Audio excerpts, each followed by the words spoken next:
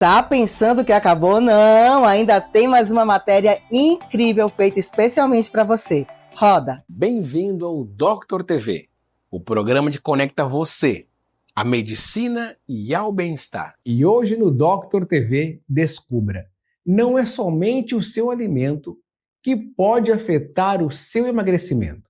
Porque treino, faço dieta e sigo com aquela linha abdominal proeminente, ou seja, aquela barriguinha tão indesejável. O que está acontecendo? Que cenário clínico é este? Desde muito jovens, escutamos a palavra insulina. Mas o que seria insulina? Insulina é um hormônio gerado pelo nosso pâncreas. Mas este hormônio, ele realiza o quê? Ele é responsável por inocular, ou seja, inserir em nossas células a glicose. Essa glicose, por sua vez, ela gera energia em nossas células. Mas a grande pergunta está: o que acontece quando eu acabo tendo uma produção sem controle de insulina? Essa produção sem controle de insulina acaba gerando um quadro de resistência insulínica. E essa resistência insulínica, ela pode sim conformar um cenário que vai acabar gerando um acúmulo de gordura, especialmente gordura visceral. E não somente a visceral, mas também na linha abdominal, que é tão indesejado. Então, muitas pessoas, por mais que façam dietas, realizem treinamentos exaustivos, elas acabam tendo um quadro de sobrepeso por causa de uma resistência insulínica. Vamos aprender também um termo chamado hiperinsulinemia. Mas o que seria isto? Nada mais é quando uma enzima acaba bloqueando a lipólise, ou seja, a queima da gordura. Então, por mais que eu faça treinos e mais treinos e dietas, eu continuo tendo aquela barriguinha indesejada. Mas por quê? Porque eu não estou conseguindo a lipólise, ou seja, a queima de gordura. O meu organismo, ele segue guardando gordura por um excesso de insulina.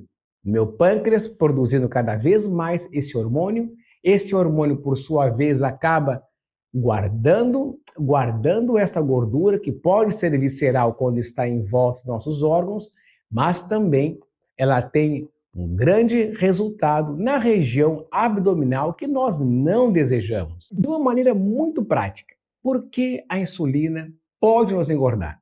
Sendo muito direto, porque ela guarda em nossas células a glicose e automaticamente faz uma reserva de gordura.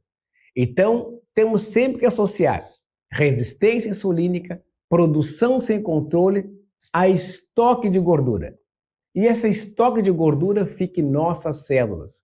Automaticamente, nós não conseguimos baixar de peso. Mas também temos que lembrar que quando a insulina está bem controlada, também ela é nossa aliada e ela pode auxiliar no emagrecimento. Quando a insulina ela está baixa, automaticamente a lipálise é liberada e a lipólise começa. Mas o que isso significa de uma maneira mais simples? Significa que a queima de gordura inicia. Então temos que pensar: insulina baixa, lipálise inicia e a lipólise começa a queimar a nossa gordura. Então temos sempre que manter um equilíbrio insulínico, ou seja, sensibilidade insulínica. E como eu consigo esse cenário?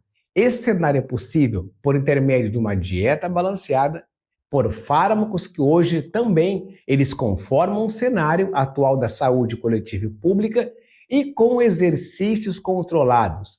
Então temos sempre que ter em nossa mente insulina controlada, baixa, lipálise iniciando, lipólise queimando gordura. Algumas pessoas comentam que logo após o almoço elas sentem fome. Mas por que isto ocorre? Temos que pensar em nossas células novamente. Simplesmente porque a glicose não foi absorvida na quantidade necessária. Então, com isto, nós acabamos tendo fome. E a saciedade, ela acaba não sendo a resultante da inserção de glicose nessas células. Mas o que isso significa de uma maneira muito simples. Vamos recordar, nosso pâncreas produz o hormônio, a insulina. A insulina coloca em nossas células essa glicose. E essa glicose vai gerar energia, ou seja, também saciedade. Quando não tem uma quantidade suficiente, automaticamente eu vou seguir com a fome. Esta é uma das linhas lógicas quando nós pensamos nos tão conhecidos análogos de dupla ação, GLP-1 e o GIP, que trabalham com a saciedade. Um ponto um pouco delicado, porque algumas pessoas somente engordam na região abdominal e tem aquela barriguinha que muitos não gostam. Porque esse quadrante ele é mais sensível à questão insulínica. Ou seja, quando falamos de resistência insulínica, esse quadrante ele tem um cenário muito mais responsivo para guardar a gordura. Então, quando pensamos em barriguinha indesejada, temos sempre que lembrar, entre vários cenários, um possivelmente de resistência. Os meus exames seguem saindo em conformidade. Mas por que não me sinto bem? Temos que compreender algo muito importante, que a resistência insulínica, ela se dá antes mesmo de nós termos um quadro de aumento da glicose. No momento que a harmonização facial é tão valorizada e muitas pessoas temem as espinhas, surge uma pergunta. A resistência insulínica, ela pode gerar espinhas no rosto? A resposta é sim, porque ela vai fomentar as glândulas que geram essa gordura. Então, sim, a resposta é positiva quando nós pensamos nas temidas espinhas na face. Elas podem ser resultantes da resistência, aquela dor indesejada nesta região, no final da tarde, e que nós pensamos, às vezes, serem múltiplos fatores, pode ser nada mais do que um desequilíbrio de nossa insulina, para que nós possamos analisar quão importante é este hormônio. E quando está em desequilíbrio, ele pode ser também responsável pelaquela dor que muitos de nós comentamos ao sair do nosso trabalho e pensamos que são outros fatores. E pode ser somente um desequilíbrio desse hormônio tão falado e pouco compreendido. Em uma época que pesquisamos tanto sobre o anti-age, ou seja, não desejamos envelhecer, não podemos esquecer que o excesso de insulina ele pode ser responsável, sim, pelo envelhecimento precoce. Para que possamos compreender o grau de importância de mantermos a nossa insulina sob equilíbrio, se desejamos ter uma face mais harmônica e controlar o grau de nosso envelhecimento, nós temos que baixar os índices de nossa insulina, manter um equilíbrio insulínico para que essa sensibilidade insulínica não acabe gerando resistência. Pensando sempre, resistência insulínica, eu vou guardar gordura, automaticamente eu vou aumentar o meu fator de envelhecimento, podendo criar um quadro de envelhecimento. Após tantas informações alarmantes, como eu fico sabendo se o meu quadro de resistência insulínica ele está melhorando ou não?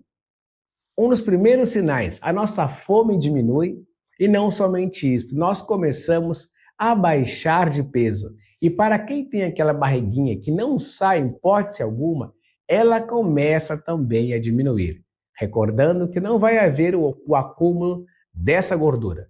E para quem tem a temida gordura visceral em volta dos órgãos, essa gordura também diminui. Ou seja, um cenário muito producente à saúde. Uma pergunta que eu recebi de um dos nossos telespectadores é em relação aos análogos, aquelas canetinhas tão conhecidas e que hoje tornaram-se sucesso e estão no meio de todas as pessoas que temem as gordurinhas indesejadas. A resposta ela é sim, contudo, nem todas as canetas elas são iguais. porque elas têm fármacos muito distintos. Vamos pensar na tizerpatida, que é a mais comentada na atualidade. Como ela funciona, o que ela nos traz de benefício e como realmente eu devo utilizar esse fármaco. Primeiramente, esse fármaco ele trabalha de uma maneira dupla. Temos que pensar que o emagrecimento ele é psicossomático. Sempre quando nós pensamos em emagrecimento, temos que pensar em nossa mente e nosso corpo. E também pensar em um esvaziamento gástrico. Mas o que seria isso? Que expressão é esse esvaziamento gástrico? Ou seja, quanto tempo o alimento permanece em nosso estômago?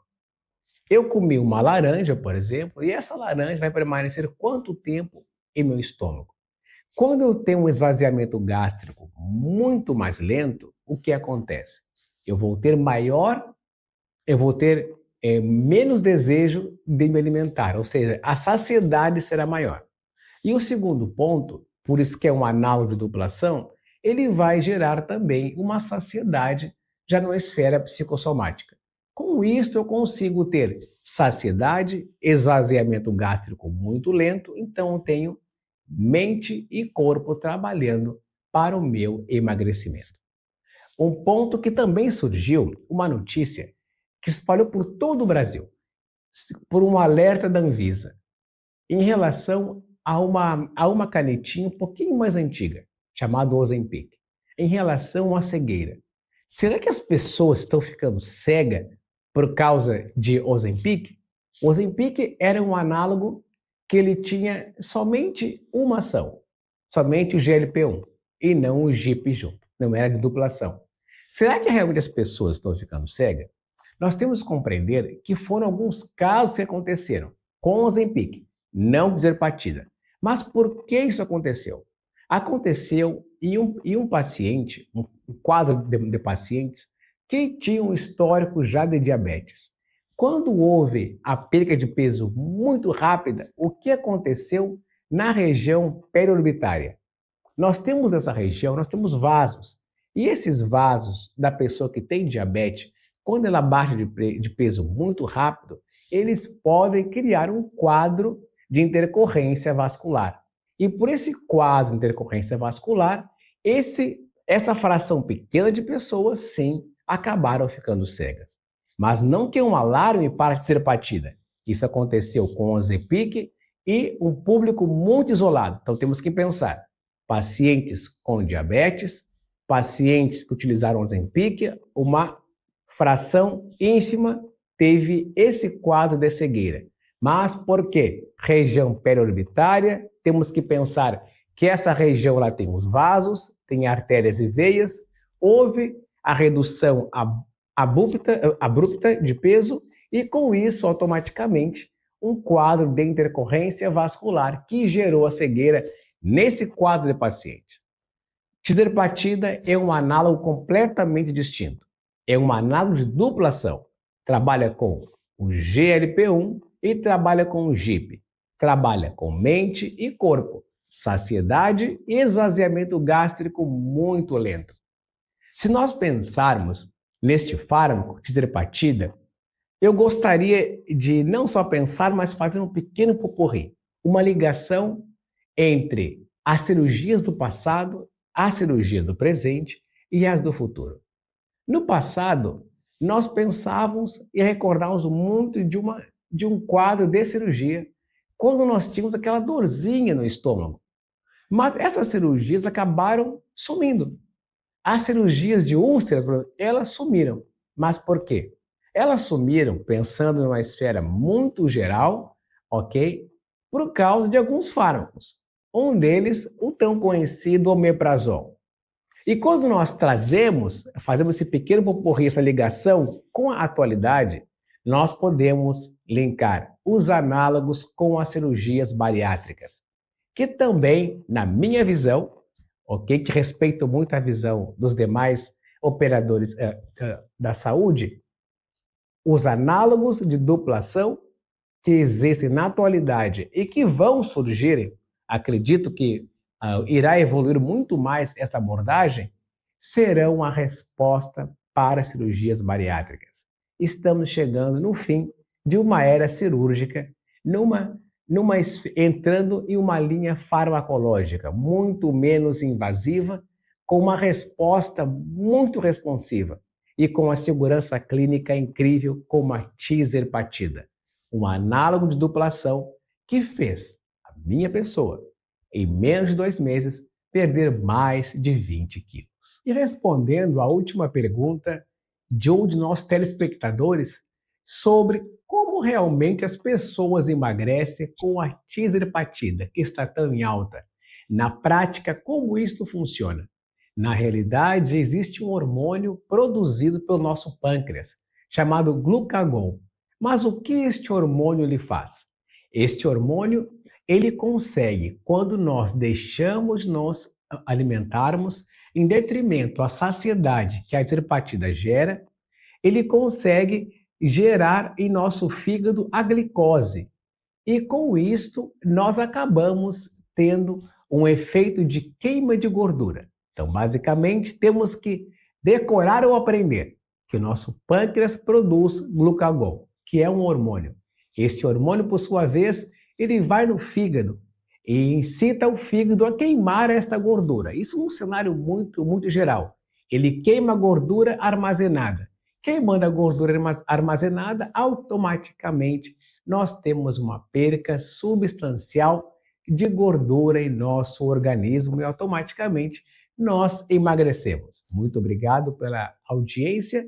Daniel Dias Machado para o Dr. TV. No Dr. TV, você se informa com quem entende. Fique por dentro dos cuidados essenciais para o seu corpo e mente.